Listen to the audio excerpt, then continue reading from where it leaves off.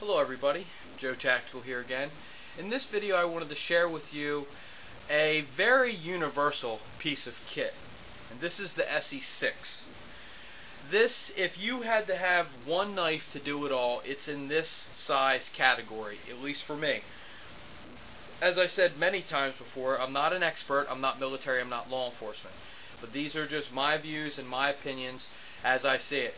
Everything can change, you know, I can adapt and different things come along and I can change my opinion like anybody else.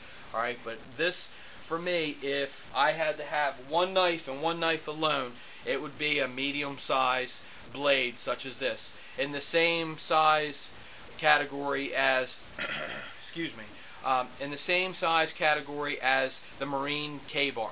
Okay, it's a very good. You can baton with it, but it's a small blade for batoning. But nevertheless, you can do it. But you can also do more intricate tasks as well. So it's a fine medium between the two. Nevertheless, I'd like to have a big blade and I'd like to have a small blade. All right. I'm actually working on a kit for a vehicle separate than anything you guys have ever seen before. But I think that I'm going to have to get an SE6 for that kit to do just that. One blade to do a basic, generic, all-around task. Alright, so let's take a look at the blade here. We got, and this is just estimate, you got about a 6-inch sharpened edge with an overall blade of 6.5 roughly. The handle is about 5 inches, and then the pommel lanyard area is about 3/8. Alright, this is a very awesome knife. When you hold this handle is a little bit thicker than the 3 and 4, and it has a lot more heft to it.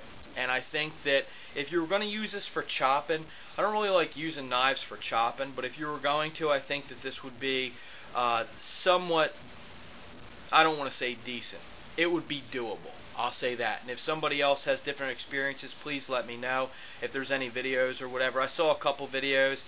The people I saw chopping with the SE6, I don't think they really were doing it efficiently.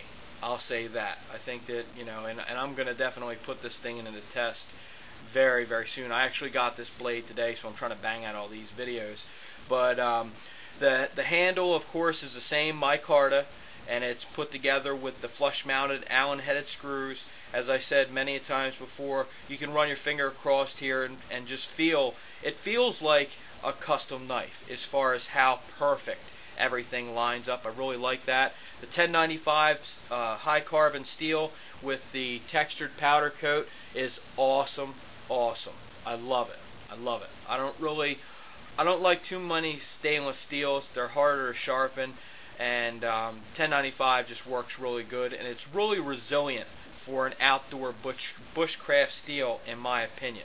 Okay, not an expert in any way, shape, or form, and it's got the traction grooves on the spine there. Of course, it's a full flat or a full tang design and a full flat grind. That's really hard to say right after it.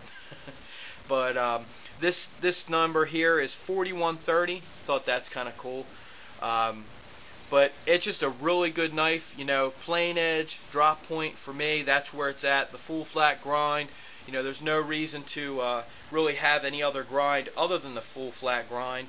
But I don't mind the saber grind that they do like on the Hunglas, and I believe the SE5 has that as well. I'll probably have that soon also. I don't really know.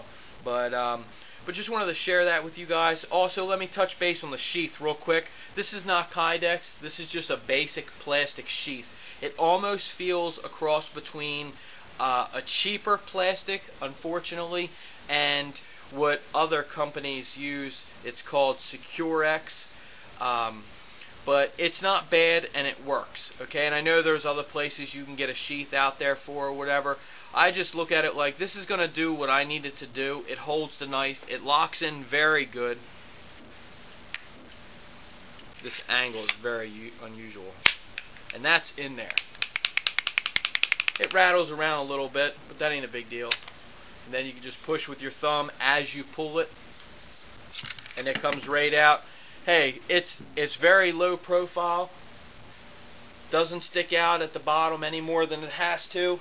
It's put together with you know, the holes that are drilled and the little grommets on there to reinforce it, so I have no problem with the sheath whatsoever. It did, however, just come like this, and I think it might have had some paracord through there as well with one of them cord locks, but I took that off. I got so many knives today, I don't know what came off what. I just was stripping stuff off. But and I do buy all my knives. Nobody gives me any gear whatsoever. And trust me, it gets pretty pricey, as some of you probably know, especially when you get 5 Essie knives in about 3 weeks' time. So yeah, it got a hold of me pretty good. The Essie itch, the Essie frenzy.